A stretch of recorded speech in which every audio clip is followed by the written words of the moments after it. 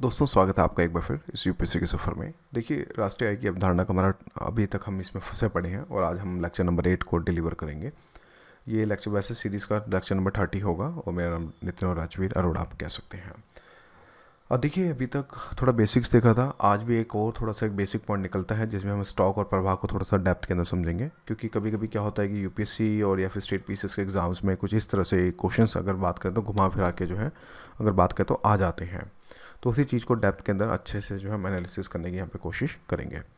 देखिए, स्टॉक और प्रवाह ये बेसिकली अगर हम बात करें जिसको हम बोलते हैं स्टॉक और फ्लो, इसको हम क्यों समझ रहे हैं? क्योंकि देखो, इसके पीछे एक डेप्थ नॉलेज ये है कि अगर हम नेशनल इनकम को समझना चाह रहे हैं तो हमें यहाँ पे स्टॉक और फ्लो को भी एक कंसेप्ट जो निकल के आता है उसको बहुत बारीकी से समझना पड़ेगा। क्योंकि हो सकता है यूपीएससी आपको जो है घुमा फिरा के क्वेश्चंस दे दे और पूछे कि इसमें से कौन कौन से स्टॉक हैं, कौन कौन से प्रवाह हैं, तो वहाँ पे फिर कहानी जो है फंस सकती है।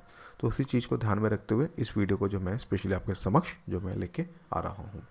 देखिए, स्टॉक और प्रवाह जो है चर में भेद का आधार समाविधि यानी कि पीरियड ऑफ टाइम यानी कि समय बिंदु पर किया जाने वाला माप होता है।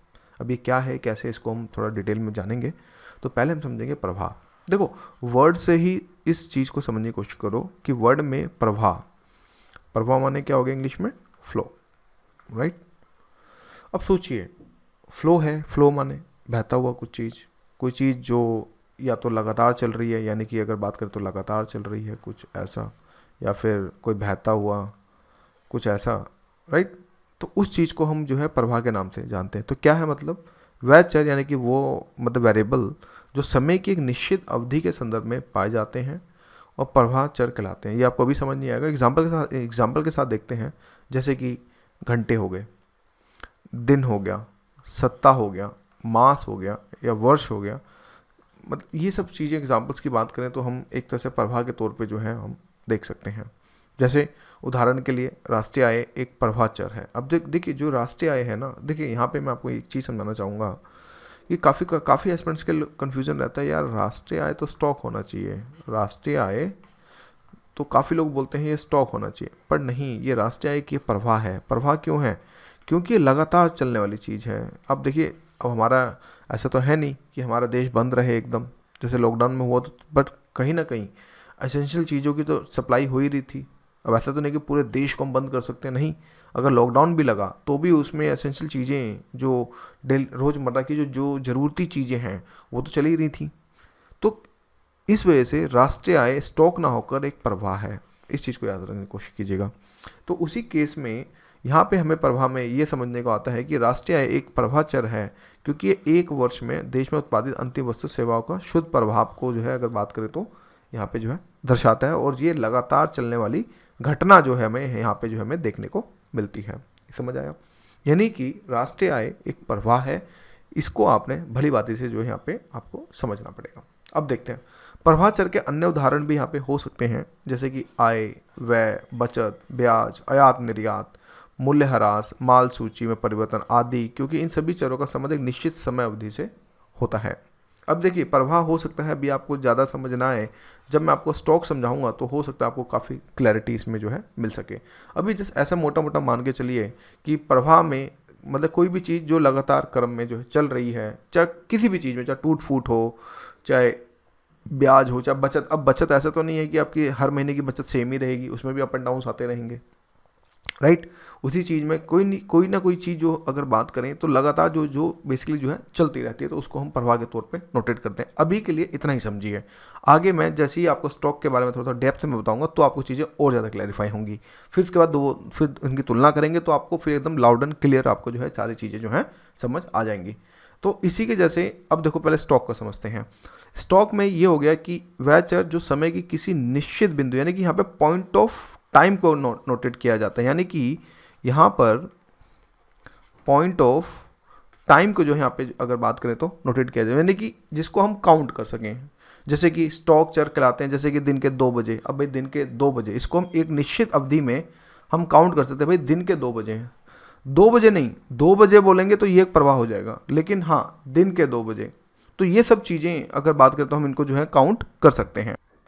जैसे दिन के 2 बजे मैंने बता ही दिया। फिर 31 मार्च, इनको गिना जा सकता है। 31 मार्च को एक पॉइंट ऑफ टाइम पे गिना जाता है। 31 मार्च हाँ भाई गिना जा सकता है। 2012, 2015, 2020, 2022 बुधवार, इन चीज़ों को गिना जा सकता है। तो कहने का मतलब ये है कि इसको जो है हम पॉइंट ऑफ टाइम के नाम से जो है अगर बात करें तो हम समझते हैं। उदाहरण के लिए यहाँ पे एग्जांपल भी मैंने लिखा है कि राष्ट्रीय पूंजी स्टॉक, एक अगर बात करें, जो राष्ट्रीय हमारी पूंजी स्टॉक चर है जो बताती है कि किसी समय किसी बिंदु पे, जैसे 1 जनवरी 2012 पर देश में पूंजी, मशीन, औजार, इमारतें का कितना स्टॉक मतलब है। तो उन सब चीज़ों को अगर हम बात करें तो हम जो है स्टॉक के नाम से जो है समझते हैं। स्टॉक के कुछ अन्य उदाहरण भी हम देख सकते हैं अगर हम बात करें तो, जिसके अंदर संपत्ति हो गया। हाँ भाई, एक संपत्ति फिक्स के तौर पे, एक विदेशी ऋण कितना है, मूल से सूची कितनी है, खाद्यान्न बढ़ान कितना है। तो ये सब चीज़ें क्या होती है, एक तरह से स्टॉक के तौर पे जो हम चीज़ों को यहाँ पे समझ सकते हैं। तो चलिए फिर फटाफट हम जो है इसके अंतर को भी समझने की कोशिश करते हैं, जिसमें हम स्टॉक को और प्रवाह के बेसिक एक अंतर को जो समझने की कोशिश करते हैं। पहला पॉइंट की अगर बात करें तो माप आ रहा है इसमें, तो माप को समझने की कोशिश करते हैं कि देखो स्टॉक में ये बोला है कि स्टॉक एक समय बिंदु यानी कि निश्चित समय पर मापा जाने वाला चर होता है। यानी कि एक मान के चलें आप ऐसे कि जिसमें एक निश्चित ठीक है, निश्चित एक समय आ जाए, जिसमें निश्चित एक समय आ जाए, तो उसको जो है हम अगर बात करें तो हम उसको स्टॉक के नाम से जो है जानते हैं। इसी जैसे प्रवाह वह चर है जो एक निश्चित समय अवधि पर मापा जाता है। मतलब कि समय अवधि जो है इसमें जो है अगर बात करें तो हम इसमें देखते हैं। समय अगर काल की बात करें तो स्टॉक का समय काल नहीं होता है। स्टॉक का अगर बात करें तो इसमें समय काल नहीं होता, इसमें जो है इसमें एक समय काल जो है हमें पाया जाता है।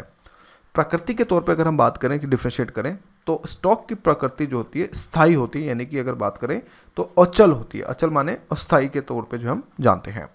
और प्रवाह की जो प्रकृति होती है वो गत्यात्मक, यानी कि एक तरह से चल के तौर पे जो हम देखते हैं। कुछ उदाहरण के तौर पर अगर हम बात करें तो जिसके अंदर संपत्ति, दूरी, टैंक में जल, मुद्रा की मात्रा, ये सब चीज़ें क्या स्टॉक के तौर पर जो हमें समझ आती हैं। और प्रवाह के अंदर की बात करें तो आय हो गया, गति हो गई, साथ में नदी में जल हो गया, मुद्रा पर का व्यय हो गया। ये सारी चीज़ें एक कॉन्टिन्यूटी प्रोसेस है, कॉन्टिन्यूस एक प्रोसेस है, जिसके अंदर अगर हम बोलें तो ये सारी चीज़ें प्रवाह के एग्जाम्पल्स के तौर पे समझ आती हैं। फिर इसके बाद अंतिम वस्तुएं क्या होती हैं दोस्तों। देखो एक साइडलाइन टॉपिक है, अगर मैं बात बोलूं तो कि साइडलाइन टॉपिक में अंतिम वस्तुओं को समझना भी जरूरी है। तो इसमें ये बोलता है कि वस्तु की ऐसी मद या प्रकार जिनका अंतिम उपभोग उपभोक्ताओं के द्वारा होता है, अर्थात जिन्हें पुनः उत्पादन प्रक्रिया के किसी चरण से गुजरना नहीं पड़ता है अथवा उनमें पुनः कोई परिवर्तन नहीं होता है, उन्हें अंतिम वस्तु कहते हैं। अंतिम वस्तु का मतलब दोस्तों यहाँ पर यह होता है कि फाइनल गुड्स के नाम से जो है अगर हम बात करें तो इसको जो हम जानते हैं, राइट। तो कहने मतलब ये है कि ये वो वस्तु होती है जो इसके बाद इसका कोई प्रोसेस नहीं किया जा सकता। इसके बाद जैसे कि अब फॉर एग्जांपल आप समझें, अब ब्रेड बन गई, मान लीजिए गेहूं है, गेहूं से हमने आटा बनाया, आटा से फ्लोर से हमने ब्रेड बनाया, ब्रेड हमारा फाइनल प्रोडक्ट हो गया। फ्लोर फाइनल प्रोडक्ट नहीं हो सकता, क्योंकि भाई फ्लोर से काफ़ी कुछ बन सकता है, आटे से काफ़ी कुछ बन सकता है। अब ब्रेड है, अब ऐसा तो नहीं कि ब्रेड के अलावा इस पर आप क्या करोगे, इसके बाद आप इसको प्रोसेस करके क्या बना सकते हो, सैंडविच आप बोलोगे, नहीं भाई ब्रेड का वो तो हमने रूप चेंज किया ना। अगर इसकी प्रकृति देखें तो ब्रेड की तो ब्रेड ही रहेगी, इसको तो चेंज नहीं किया जा सकता, अगर नहीं बिके तो खराब हो जाएगा। तो उस केस के अंदर अंतिम वस्तु वो होती हैं जो जिनका फाइनल रूप जो एक बार ढल गया उसके बाद उसको जो है आगे जो है परिवर्तन में जो है नहीं किया जा सकता है। इसी के जैसे अंतिम वस्तुएं अगर बात करें तो दो प्रकार की जो है हमें अगर बात करें तो हमें देखने को मिलती हैं। तो दो प्रकार कौन से हैं, जैसे कि उपभोक्ता वस्तुएं।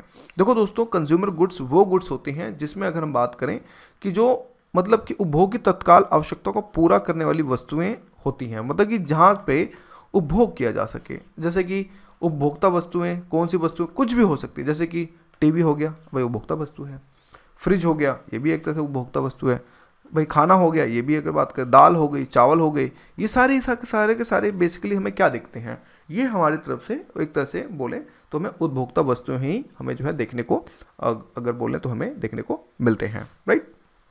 इसके बाद हमारा एक आता है पूंजीगत वस्तु। पूंजीगत वस्तु वो वस्तु होती हैं जिसके अंदर मतलब कि बोल सकते हैं कि जो है पूंजी का ज़्यादातर मतलब कि जिसमें कम होता है। जैसे कि ऐसी वस्तुएं जिनका क्रय उपभोक्ताओं के तत्काल आवश्यकताओं की पूर्ति के लिए नहीं बल्कि दूसरी वस्तुओं का उत्पादन करने के लिए भी किया जाता है। तो इसमें आप मुझे सर्टेन एग्जांपल्स आप मुझे अपने ग्रुप्स के अंदर जरूर बताइएगा कि कमेंट सेशन के अंदर कि पूंजीगत वस्तुएं के एग्जाम्पल्स इसमें जो है क्या क्या मतलब कि अगर बात करें तो लिए जा सकते हैं। फिर भारत में राष्ट्रीय आय को मापने के लिए वित्त वर्ष 1 अप्रैल से लेकर 31 मार्च तक का माना जाता है, जैसे कि मैंने आपको पहले बताया है। और वर्तमान समय में भारत में राष्ट्रीय आय का अनुमान केंद्रीय सांख्यिकी यानी CSO द्वारा लगाया जाता है, ये भी मैं आपको पहले ही बता चुका हूँ।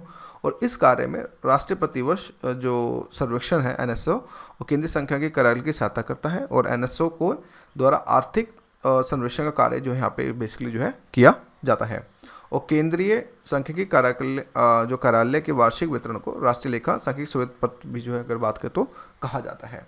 देखो अभी तक मैंने जो भी आपको 8 लेक्चर दिए बिल्कुल बेसिक लेक्चर्स हैं। इसमें आप ऐसे समझ के चलिएगा कि मैं चाहूँ तो इनको 3 लेक्चर में भी पढ़ा सकता था, मैं चाहूँ तो मैं इनको 2 लेक्चर में भी पढ़ा सकता था, लेकिन हर एक टॉपिक को बहुत डेप्थ के अंदर समझाना और वीडियो की लेंथ को लंबा ना रखना। क्यों? वीडियो की लेंथ को अगर मैं लंबा रखता हूँ तो उससे फिर जो अगर बात करें तो उसमें मतलब एक होता है ना कि उदासीनता की भावना भी जो है आने स्टार्ट हो जाती है, जिस वजह से मैंने जानबूझ के इन 8 वीडियो को बहुत ही शॉर्ट में रखा ताकि आप जल्दी जल्दी देख सकें, चीज़ों को ग्रैब कर सकें और इन चीज़ों को समझ पाएँ।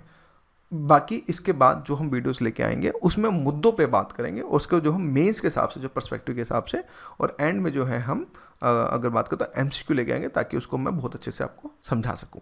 तो अभी के लिए इतना ही दोस्तों, और बाकी बस आप लोगों से यार यही बोलूँगा कि देखिए इन वीडियोस को सपोर्ट कीजिए, अगर अच्छी लग रही है तो अपने ग्रुप्स और फैमिली और शेयर में भी कीजिए, क्योंकि मैं इनके नोट्स भी आपको दे रहा हूँ, और माइंड मैप की जो हमारी किताब आने वाली है इकोनॉमी की, मैं उस पर काम भी कर रहा हूँ। तो काफ़ी मतलब कि टाइट शेड्यूल मेरा भी रहता है, आई होप आप समझ पाएँ।